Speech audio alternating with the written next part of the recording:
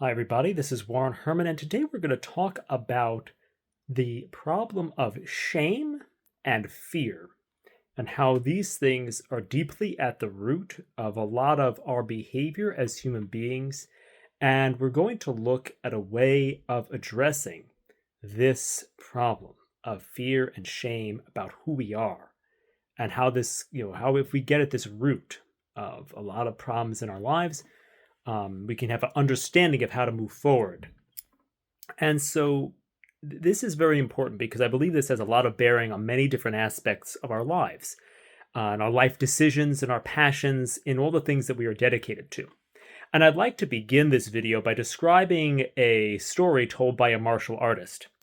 And this martial artist noted that he was driven by a desire to prove himself to other people, to prove that he was tough in spite of people who thought he was scrawny and weak.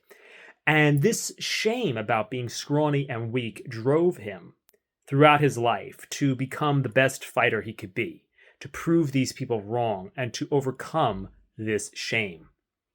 The martial artist noted that without this improper drive, he never would have had the dedication necessary to compete at the level he was at. And this story shows, he looks back and he says, now I understand, like, I don't have anything to prove to anyone anymore. I realize what I was doing, and I know that I'm tough and I'm worth it, and I don't have to like worry about this shame anymore. But now he has these skills in the field of martial arts to be able to I think it was a mixed martial arts fighter, and he had these skills now to be able to give back to the community that he's in, to train other people in martial arts. Now that he has kind of seen the error that drove his great desire for success in martial arts, he now is left with the skills that he gained in that journey and now can use them in a better way. And so this is a very important principle that I think will undergird this video and show us how there's so many things that we go through that shape who we are, but what do we do with these these trauma responses that we have, which are really essential to our whole identity, the way that we act, the way that we are, the decisions we make, the choices we have, the things we desire to do. How do we deal with this problem in our lives? And that's what this video is going to be about.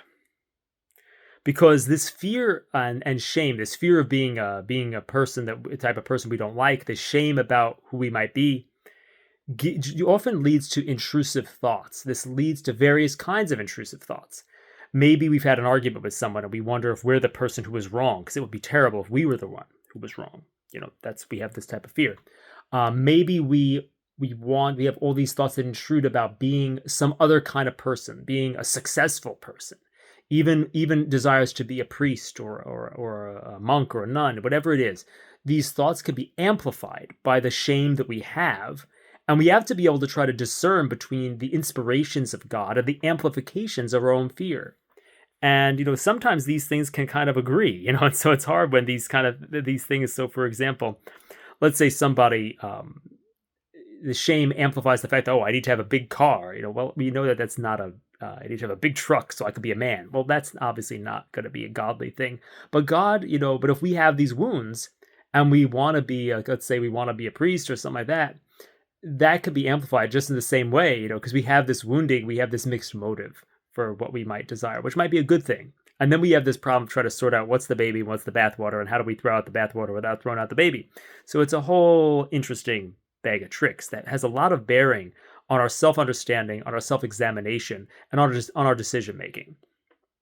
So I want to kind of dive a little further into this, because you see this shame and this idea of a feared self, and this feared self is described in a psychotherapy called ICBT, or inference-based cognitive behavioral therapy.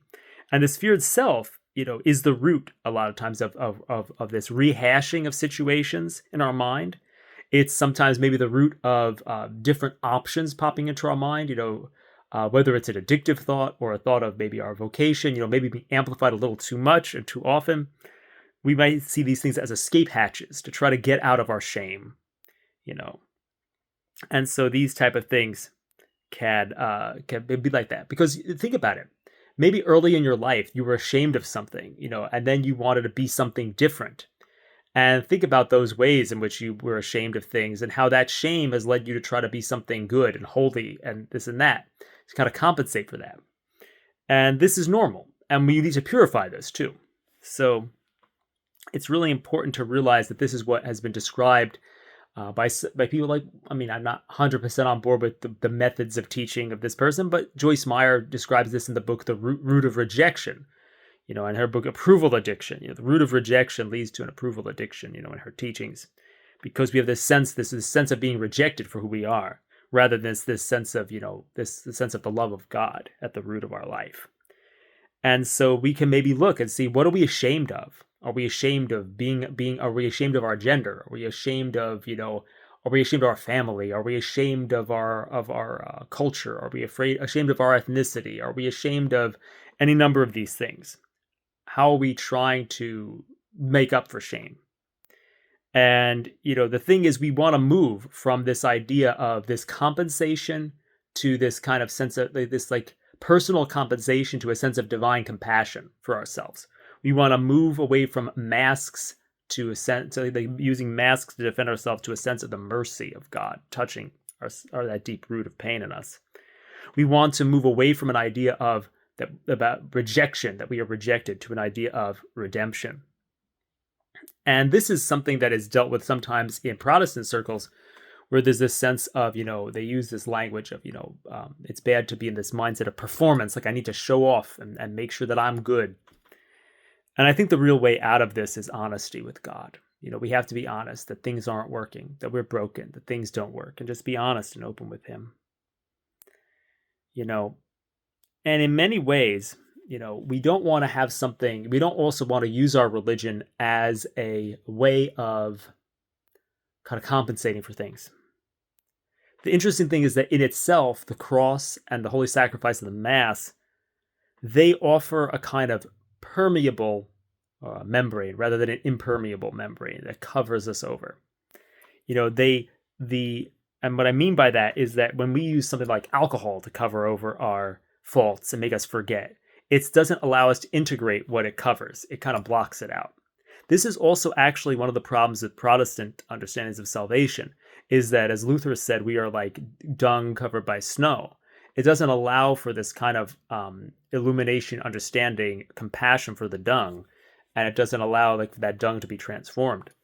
And the thing is that what the cross offers us, what the Mass offers us, because these are the same thing in many ways, this offers us a kind of cover, which is also a condemnation. Because the thing is, like, the cross is a statement that we needed God to die for us, as well as a statement that God died for us. It's like this way in which you can kind of see through that cover over of sin. It doesn't just say, oh, there's nothing to see there. It's like, oh, look, someone had to die for you to make up for that. But look, someone died for you to make up for that, in a way.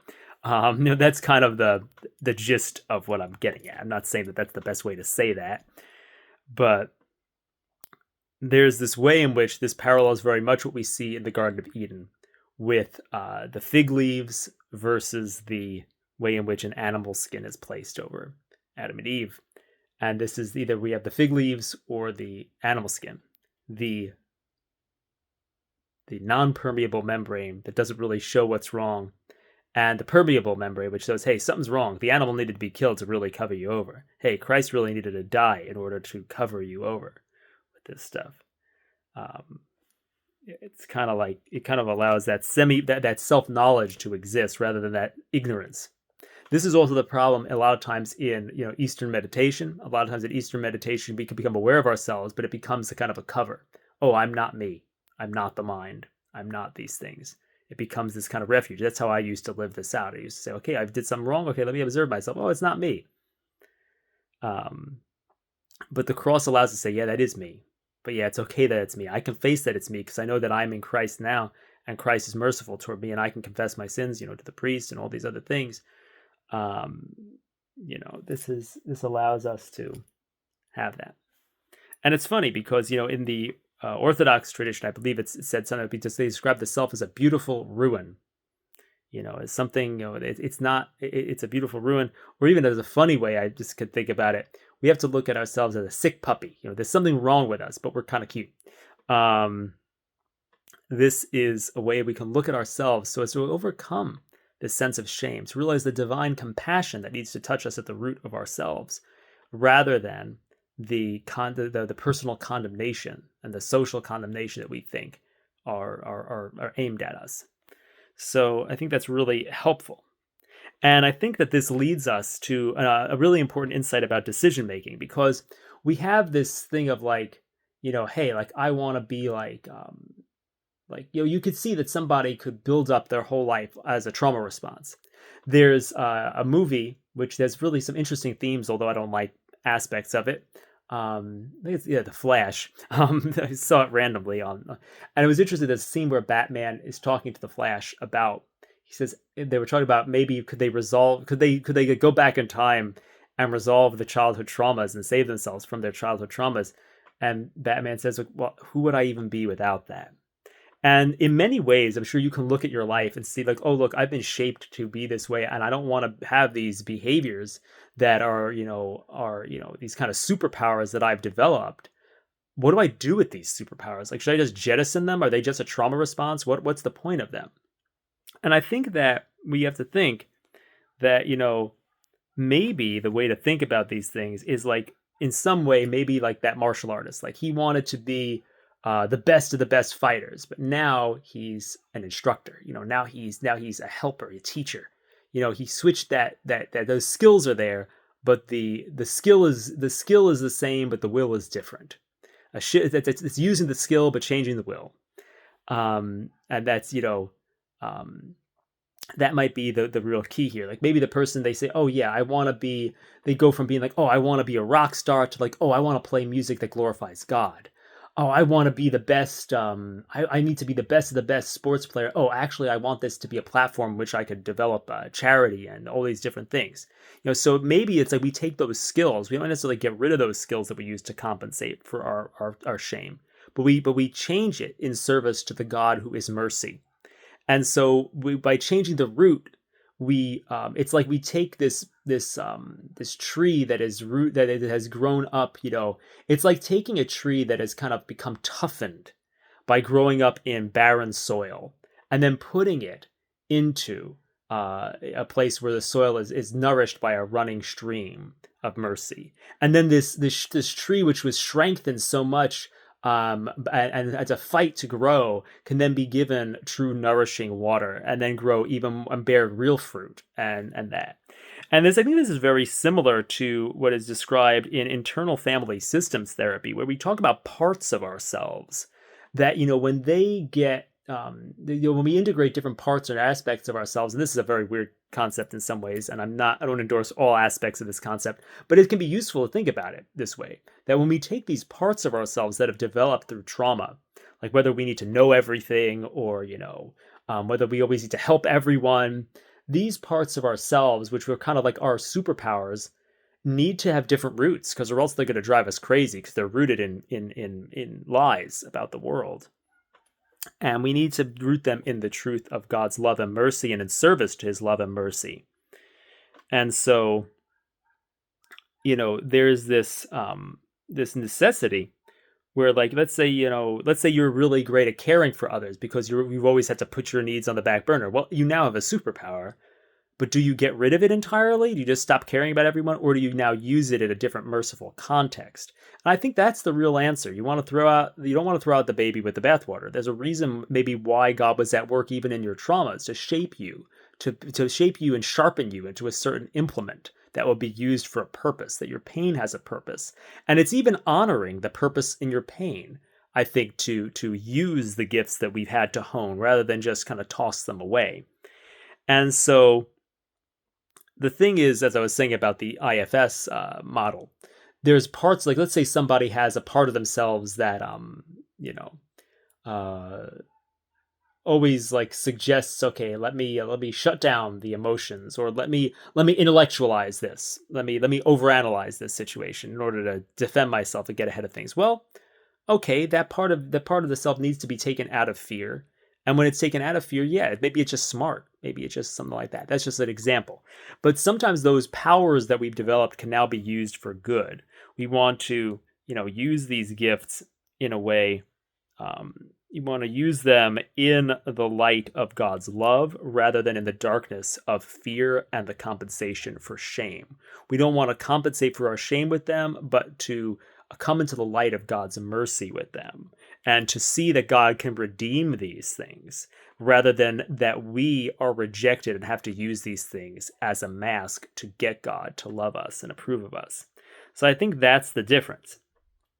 And yeah, these things, parts of ourselves can have a new role.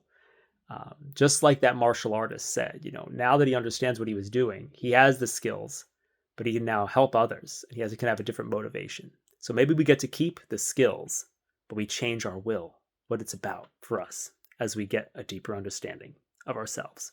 So I hope this is helpful, because sometimes what we can do is that we can kind of see that there's kind of something wrong, and we can give up on where we're going. We could say, okay, I only want to be a priest because I want to be a priest because I wanted to feel holy and compensate for not feeling, good enough, So I wanted to be a priest or a monk because of that. I wanted to seem better. But maybe this is a blended thing. Maybe it's not just like, maybe that's not all it's about. Maybe it's part of it. Maybe we have to realize more deeply the mercy of God, and then realize, how much more so then. Maybe even, let's even say this: if you wanted to be a monk, or you wanted to do something, or you wanted to play music to cover your shame because you wanted to be something great, how much more so should you then celebrate the mercy of God by doing those good things? How much more so should you then do those things because God is good rather than because you are afraid? How much more so should good things be done out of love rather than out of fear and shame? So I think those are some other ideas. And of course, there are elements in your own life where you have to discern what elements of our woundedness need to go and what elements of our woundedness need to stay. And that's the work of redemption. That's a grace to understand what is it that's authentically human and what is it that it's a distortion, and to be able to figure out how we can bring those things into a coherent role in ourselves so that we become the people we've been shaped to be by God, and aren't just become shaped into something distorted by the world. And I think that this approach honors our whole story. It honors a lot of things about ourselves. It sees purpose in our pain. And I think that in many ways, I hope this can help you as you understand yourself, understand God's mercy, and move forward with whatever God is calling you to do in life. I hope this is helpful to you. Have a great day.